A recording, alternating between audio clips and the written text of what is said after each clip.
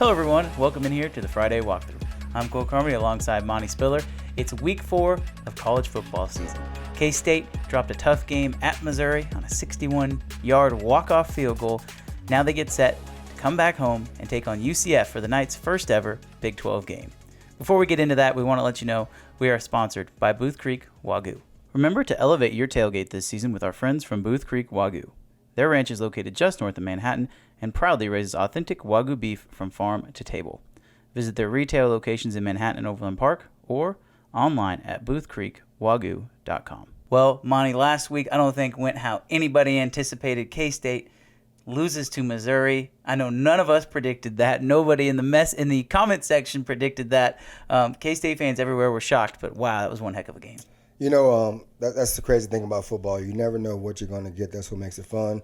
K-State is used to being the underdog, and I felt like we were the favorite going into this game, and I still feel like we're the better team. They had our number that day. I take responsibility for it because I predicted that we would go 11-1 regular season. This is true. So this is the one loss. That's the good news. So the loss is out of the way. We're rolling from here on out. You know, we think back to last year, and we had this similar conversation going into week 1 of the Big 12. K-State comes off of a disappointing non-conference loss. This time it was at home against Tulane. Mm-hmm. Now it's on the road against an opponent who, I mean, the line was only 4, and I know both of us predicted bigger spreads than that, but, I mean, Missouri came to play. Credit them. You look at Luther Burden. K-State held him to 6 yards in Manhattan, 114 yards. It was something like 80-something after the catch with 2 touchdowns. He was a man on a mission. He played well, and not taking anything from him. He's a 5-star guy for a reason. He's probably one of the more prized recruits that Missouri has had in recent history. But on the flip side, too, we both are at the game, and so you can see everything happen. Our DBs took horrible angles at points to make tackles that they normally don't do, and they allowed him to get upfield. And when you allow an explosive receiver to take the angle and get around the corner on you, bad things will happen, and it did. I specifically remember on that last play, that last touchdown he had, K-State was in man coverage. Across the board, they ran deep routes everywhere with the intention of, hey, we think Luther Burden can make your guys miss. Mm-hmm. And that's exactly what happened. Yeah. Brady Cook pump fake down the field, threw a little bubble route to Luther Burden, and K-State couldn't catch up to him. Credit Missouri's blocking on that. I know that a lot of folks saw at the very end there may or may not have been a hole that didn't get called. Right. Watching it live, I thought it was. They didn't call it. Guy had a great job, maintained his block, and he walks into the end zone. I feel like that is a learning moment for these D-backs. And we said they were going to get tested. I still maintain after watching those guys, that's the best receiving corps K-State might go against all year, besides Texas. And even then, those Missouri receivers were legit, and they had a great test. The D-backs did on Saturday against those guys. Yeah, Missouri offense, I'm not sure who the offensive coordinator is, but he did a good job of putting together schemes, and he did a lot of things with motion and forced our DBs to be good with their eyes and to readjust after the formation was initially set. And he put their playmakers in space, or he gave them advantages against linebackers or against safeties on one-on-one situations, and I took advantage of it. Now, I'm pretty sure K-State prepared throughout the week, and Missouri showed some things that they hadn't put on tape yet, and then when it's early in the season, that's going to happen. The good news is I feel like K-State is still in a good position to move forward. You know, I hate for us to lose, but if you're going to lose early and lose to a non-conference opponent. And if you're going to lose also, it's a Power 5 team on the road, and it took a crazy field goal to win the game. So a loss is a loss, but there's a lot to build on. I agree with that. And I think K-State getting dropped out of the rankings this week was completely unjustifiable. Right. I understand why it happened. You know, we always sit here and say the national media never seems to give this program very much credit. True. Go from 15 to unranked, and Missouri doesn't even get ranked. Yeah. How do you beat a top 15 team at home? You're in the SEC. You're undefeated through non-conference play, and you're not ranked. I didn't understand that. I don't think K-State's that far away. I actually think if they beat UCF and some teams towards the bottom of the top 25 lose, K-State should sneak back in there. I still believe this is a top 15 team. There is talent on that team. It just, it wasn't there on Saturday. And right. Brady Cook, 356 yards through the air. Credit to him. He beat K-State. We sat here and said, if Brady Cook can beat you, then he can beat you. Yep. And he did. Yep. So credit K-State. Credit Brady Cook for that. He played the game of his life. I want to talk about some of the decisions that the K-State made on offense, specifically before we get into the negative side, how they used Ben Sinnott in that game. I was very impressed with how they were able to respond. Ben Sinnott over 70 yards receiving, had one catch for 5 yards the previous week, goes off on Saturday. If there was anything positive to take away, I think it's that Ben Sinnott, even when teams' game plan for him is finding a way to make a difference. Yeah, I was happy. I'm a big fan of Ben, and I was happy to see him get his hands on the ball and the one play when he hurdled the guy, and it was a highlight. And so being there, it was even more fun when the K-State fans cheered for him. But no, getting him the ball more definitely worked out. And now knowing what we know, moving forward into next week, and we'll talk about it in the next segment, he's going to play even a bigger role coming up next week and moving forward. So it's good to see him get going and to get into more plays. So, yeah. I was very impressed with some of the goal line scenarios that K-State was dealt with. Felt like I believe it was 3 times where they had touchdowns called back, and they still scored a touchdown every single time. Ironically, the only time they didn't score a touchdown on a goal to go was at the very end when they had to kick a field goal when they probably needed it the most. But the jump pass from Will Howard to Ben Sinnott was beautiful. There was a play design where K-State sent Phillip Brooks in motion across the formation, got the eyes of the D-backs to flow that way. Everybody ran routes to the right except for Ben Sinnott, who ran to the left, and he was wide open. So credit Colin Klein on that front. How did you assess the offensive line's play? Because in the beginning, I felt like they struggled a little bit, started to figure it out towards the end. Yeah, we had spurts of where we looked dominant like the team that we thought we would. In reference to the O-line, they moved the crowd. But then there were times also where there were missed assignments. And also there were times where we got false starts or penalties. And that didn't look like the K-State O-line that we had anticipated. But I feel like going into the third game, in somewhat of a hostile environment, they improved. Not to the point where we expected them to be at Game 3, but they did make improvements. So that's something to be positive about moving forward as well. But you and I both, we not saying that we are impatient, but we expect a lot out of this group. And we want to see these guys dominate. So hopefully they turn that corner and that domination comes out next week. And they get their starting right tackle back, Christian Duffy, expected to play anywhere from 20 to 30 snaps, according to Chris Kleiman. I have a feeling Duff might talk him in closer to 40. Right. We'll see how that goes, and if it's a close game and they need him. But that's going to help. Yeah. That's going to help that offensive line. I thought the defensive line, going back to the defensive side, as we talk about the interior, played outstanding. Yep. They limited Missouri to, again, about 2 yards per rush, except for the long, big run. Yep. And I think you can credit that to some of on the linebacking core, specifically Daniel Green. We'll talk about him here in a second. He's playing hurt. He got sucked down inside, and it opened up a giant hole that Cody Schrader was able to run through that set up that Luther Burden touchdown. But I thought the defensive line and the linebackers had a great game. It really just came down to tackling in space. Yeah, you're right. Guys were in position to make the play. I feel like the scheme wasn't a bad scheme. And like Missouri did a good job. They countered an aggressive K-State defense. And they put plays in at the right time to thinking and scenario percentage-wise when K-State blitz or they're being pressured, and they got behind us. And when we were in position to make a play in open field, we didn't make those tackles. I can imagine Coach Klein had those guys doing several tackling circuits all week, getting ready for this week. But like you said, every team at some point has a letdown. And in K-State, as bad as we played, we were still in the game. So that's something to be positive about as well. So before we talk about the offensive packages and specifically the guy with long hair who everybody seems to be talking about might be the quarterback this week in Avery Johnson, I want to ask you about the D-backs because I know that some people are concerned about what's going on with Van Malone and Joe Kleinerman's group, but to me, I go back and I watch that game and I look at the balls that Brady Cook throws and I look at some of these catches that Mizzou made. The teams that K-State had played had not had the type of quarterbacks who were able to put the ball in between the numbers. They didn't have the tight end who was able to go up along the sideline, get his feet taken out, and still make the catch. I really felt like, for the most part, when K-State was there, they had good coverage. It was just the quarterback making a really good throw, besides the miscommunication, which I think is a whole nother story. But how would you assess the D-backs play? They were a step away. They understood the assignment, like you said, except for the busted play early. There was obviously miscommunication because the guy was wide open in the end zone. But I feel like they understood what was going on.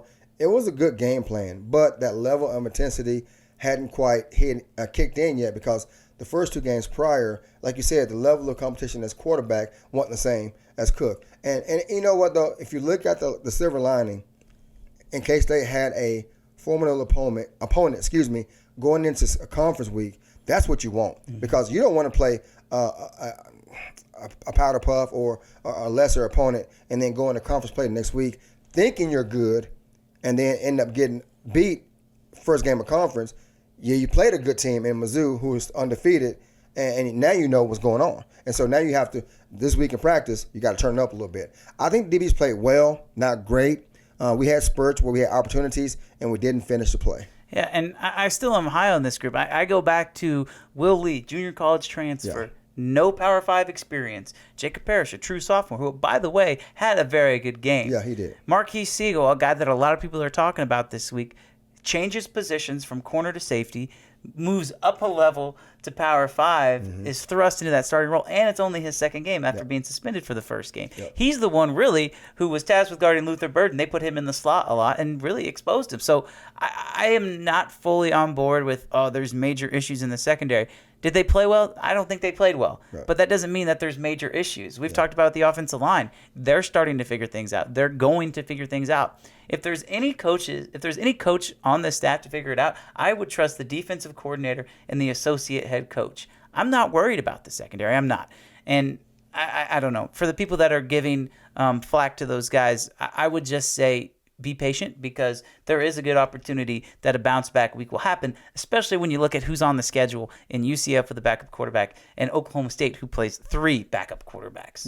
Yeah. I'm not concerned. Like I said, I hate for us to lose, but to our fan base, it's easy to get frustrated because I wanted to beat Missouri just like the next man. And when we lost to Missouri, that was a bump. That was not a good day. It was one of those things where you're driving home and you're thinking like, man, what are we going to do? But then when you look at the light at the end of the tunnel, we're going to be okay. We will make adjustments. Klanderman has a great reputation of going back to the drawing board, looking at what we did wrong, correcting it in a short period of time, and getting the boys ready to play the next week. And I guarantee come Saturday night when Central Florida rolls into town, the Cats will be ready to play. I agree with that. And before we get into that, we got to go through some injuries. I mentioned Daniel Green. Right.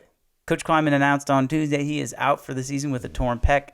First of all, prayers out to Daniel Green. What an immense leader for this program. Absolutely. He's dedicated his whole the last 5 years to K-State. So prayers out to Daniel. He is still going to be around the team.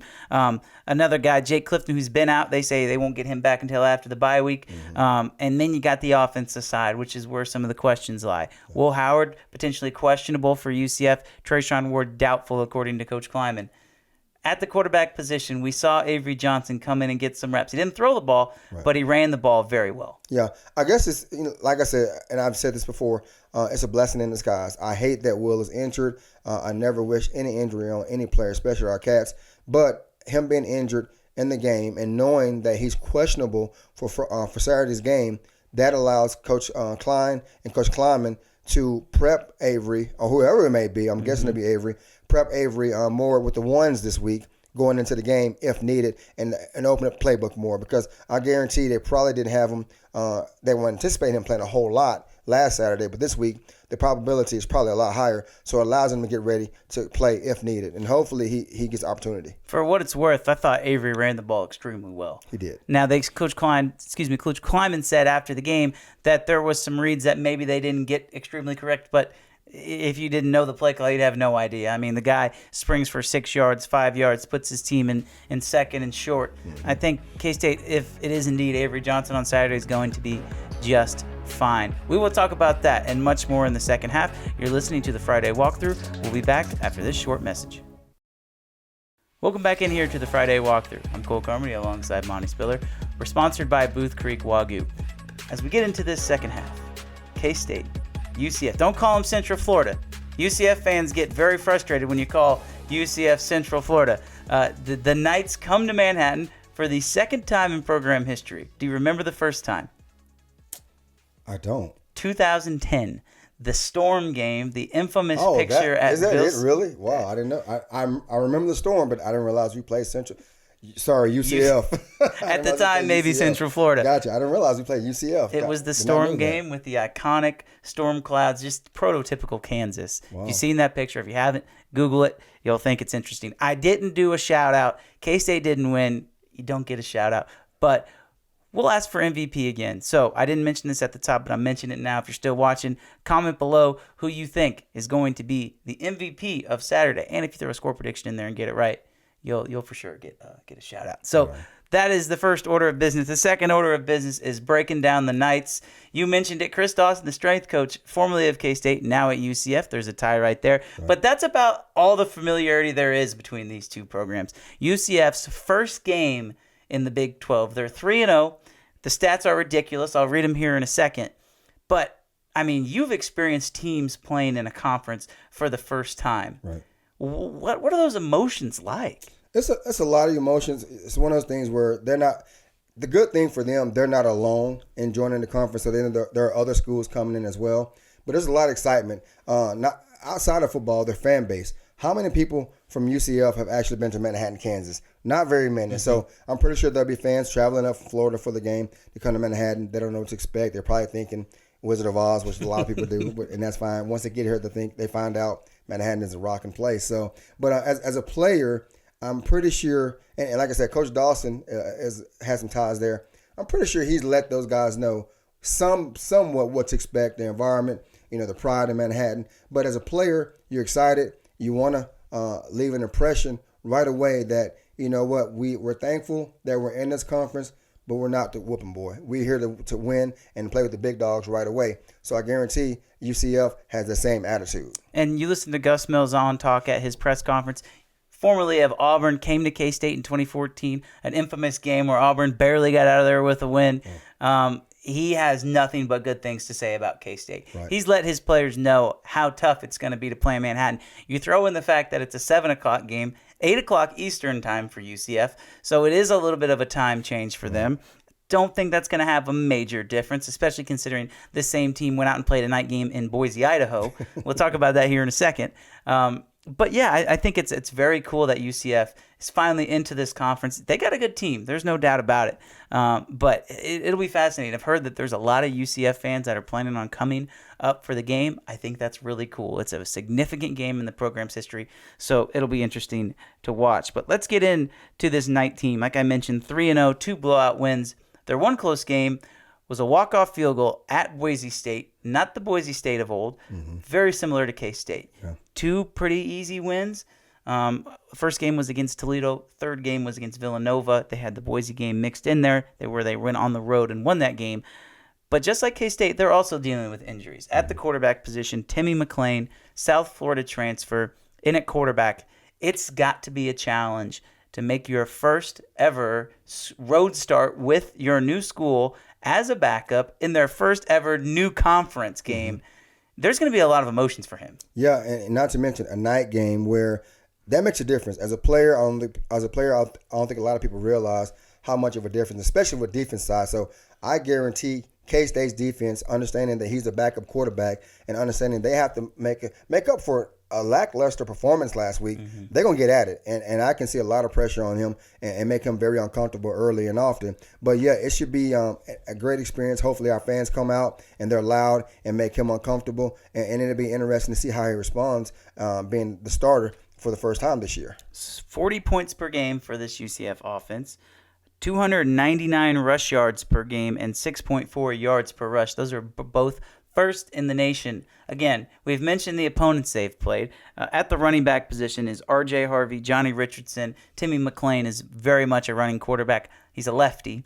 So I'll ask you about that here in a second. But this team runs the ball. That is what they do. They go up tempo, but they also control the clock. They run the football.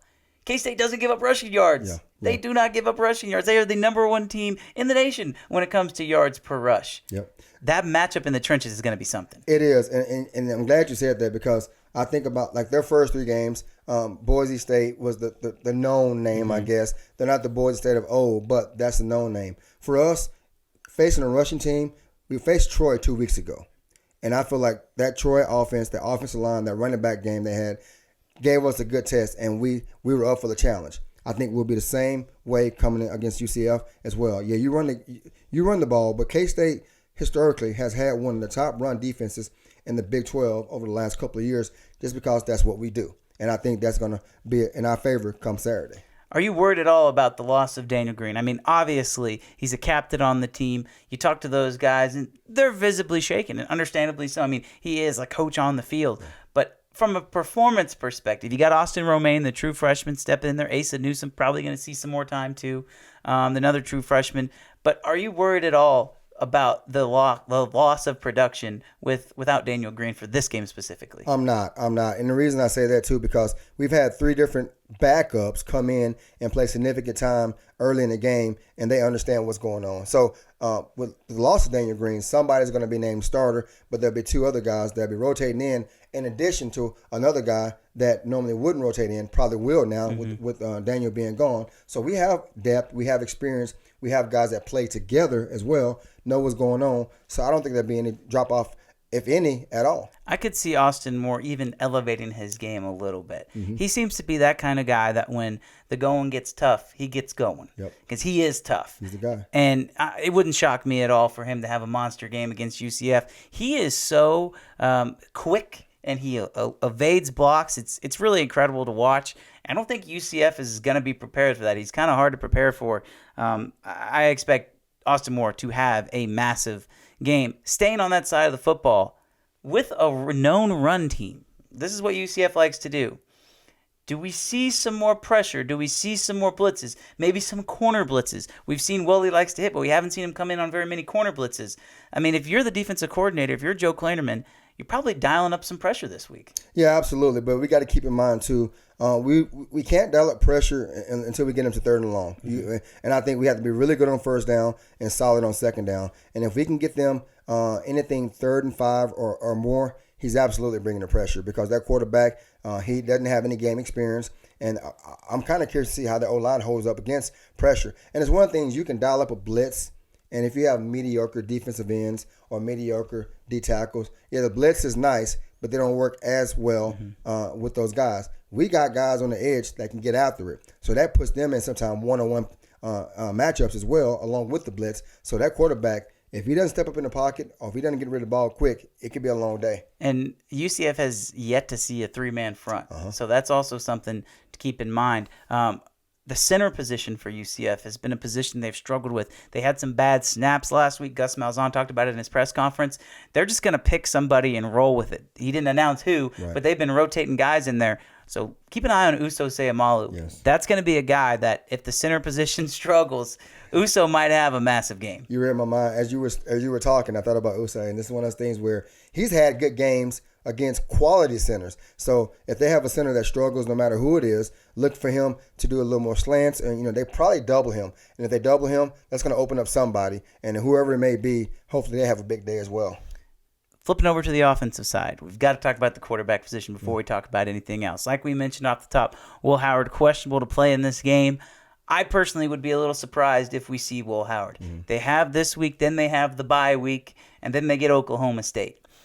If they think they can win this game without Will Howard, then you start Avery Johnson. And from all indications, it sounds like if Will doesn't go, Avery will get the start, but we still might see some Jake Rubley. If Avery is the guy, what do you expect to see from him on Saturday? I think they'll start him off slow. He's been great in the run game, the QB run game. Coach Kleiman and Coach Klein have did a good job of getting him comfortable, putting him in positions where he can make simple reads, and then just use his natural talent. I feel like the O-line and the offense, and it's no matter who you are, whenever a backup quarterback comes in, everybody games elevates because they want to protect him more because he's not the starter. But when he's well liked as a backup, guys get even more excited about it, and they give even more effort, which is crazy, but that's just how it goes. And I think the O-line, the running backs, and the offense as a whole is going to elevate more because they understand that with Will not playing, Avery, although he is young and inexperienced, the dude is a baller. He's a God-given talent, and he's exciting, and then he can do it with his arm and with his legs. So, yeah. I don't think it's any stretch to say that he is the future of K-State. The next 2 years, this team's probably going to be his. This could be a great litmus test just to kind of see where he's at. And if K-State can find a way to sneak by with a win, you got to be feeling really good, not only about this year, but about the future of the program as well. Looking at this defense for UCF, they run a 4-man front. A lot of NFL-type bodies. There's not a lot of long and lengthy guys like Mizzou had Tyrone Hopper. He was an edge guy. Still played with his hand on the ground. UCF is more the typical big, bulky guys at the defensive end position. Their leading tackler, however, is Josh Salazar. He is the leading tackler for the Knights at defensive end. So to me, that just says he's a guy who's able to get off blocks and make some plays at the line of scrimmage. So K-State will have to deal with him. We'll see how Christian Duffy and KT Leviston handle the defensive end. But along with that four-man front, K-State is still going to try and run the ball. It gets a little bit more difficult without Trayshawn Ward. But I really believe DJ Giddens, and with Christian Duffy back at right tackle, DJ Giddens is up for this. Yeah, I think K-State is going to come out early, no matter who's at quarterback, and they're going to have to set the tone. They're going to have to establish a line of scrimmage and basically impose our will on UCF defensive line and defense as a whole. I feel like we're the better team as a whole, offenses versus their defense. And like you said, they have some guys that are NFL-type bodies to a certain extent, but I feel like as a whole, we run the ball better than a lot of teams in our conference, if not in the nation, when healthy. And I feel like K-State needs to get back to that. And if Avery's a quarterback, we'll start that off early and allow the passing game to open up. But I feel like we have to do a really good job of running the ball, and I think DJ Giddens has something to prove as well. He didn't have a great game last week either, but I feel like he left a lot to be desired last week. So I look forward to him running the ball really hard this coming Saturday. When DJ gets in a rhythm, yeah, he is very good. That's what happened in the first game of the season. We'll see if it can happen this week. I would anticipate 85% of the running back snaps going to DJ Giddens. Chris Kleiman said on Tuesday he listed off some guys, some walk-on types who might see that second running back spot. But to me, this is DJ Giddens' game. Yeah, I agree, and I think he has the build, the motivation, and the attitude to do that. And the keys were handed to him when Deuce left, and I think Saturday night game he would take over and they'll be ready to roll. I'm excited.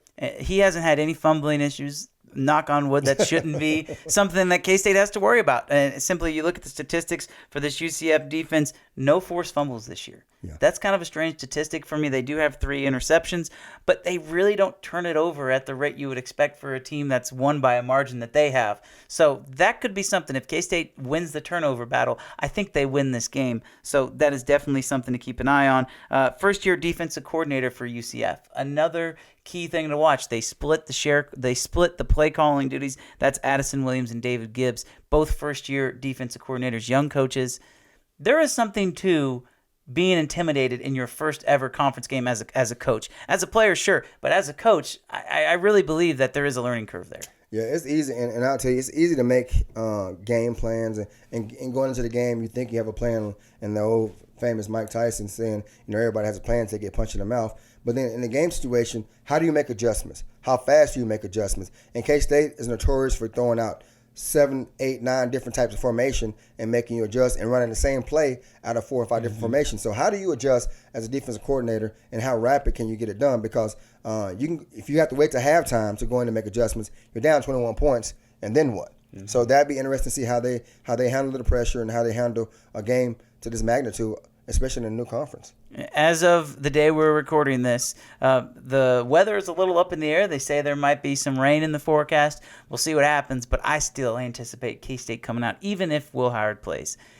Avery Johnson is going to get in the game. They will use him on the ground. Yeah. Look for a lot of RPOs. Look for a lot of power plays. Look for some counters. I think K-State is going to come out early and try and establish the physicality level because the speed is probably fairly even. UCF has done a great job of recruiting skill guys, but I believe that K-State is going to have the advantage in the trenches. You get Christian Duffy back. If there's one key to this game, it is winning the line of scrimmage. Yeah, I agree. And I think with both teams' capabilities and both teams' styles, the first and second quarter might go quick because it's going to be a lot of runs. And it might be kind of boring, to be honest with you. And that's okay as long as we come out on top. But, they want to run the ball. That's what they do. That's who they are. And then we want to establish a run just to kind of figure out what our identity is moving forward. At that point, we can open it up. But I feel like it's going to be a very interesting game the first 2 quarters. And then the second half, hopefully K-State kind of decides this is what we are, this is what we're going to do, and pull away late. Yeah, and let's get to our predictions as we wrap up the show here. I'll let you go first, Monty. MVP and score prediction. MVP, well, I have an asterisk. Asterisk is so if Avery plays, he's gonna be MVP. If he starts the game, if he doesn't, I'm going with Ben Sinnott. I think that's always. Is that fair enough? I think that's very Okay, fair. all For me, MVP, I'll go MVP and score right off the bat. I am going to say the MVP of this game is going to be DJ Giddens. Okay. I can see him having a huge game. This is a guy, he's waited for his opportunity. Sure, it was kind of his opportunity week 1, but now he is the lone feature back. This is a guy who was going to take the opportunity and run with it. And for my score, I'll say 31-21 K-State. I think this game will be very close up until the fourth quarter, and I think it might even have to be a late touchdown that K-State scores to kind of pull away. But I do think this will be a nail-biter simply because I think this is going to be an old-school type football game, 4 yards in a cloud of dust. What you got for your score? I'm going to go with my score I predicted last week for the Mizzou K-State game. I'm going to go 35-17. Reason being, I feel like K-State has something to prove. Obviously, UCF has something at stake, but I feel like the pressure is on K-State. They were a top 15 team. Now they're out of the top 25. It's a home game, a night game. You're coming off a big loss. Everybody has questions. Not saying the whole nation eyes on you, but the Big 12 nation are eyes on you because you're still the Big 12 champs. And a lot of people put you back in the Big 12 championship this year. So the pressure's on us. So I feel like K-State will have more of a sense of urgency and play a lot more aggressive early and come out with the win. So I say 35-17. There you have it. Score predictions for Monty and I. Thanks, everybody, so much for listening. Congratulations. You made it to Friday. Enjoy your weekend. Enjoy the game wherever you may be. And we'll talk to you next week.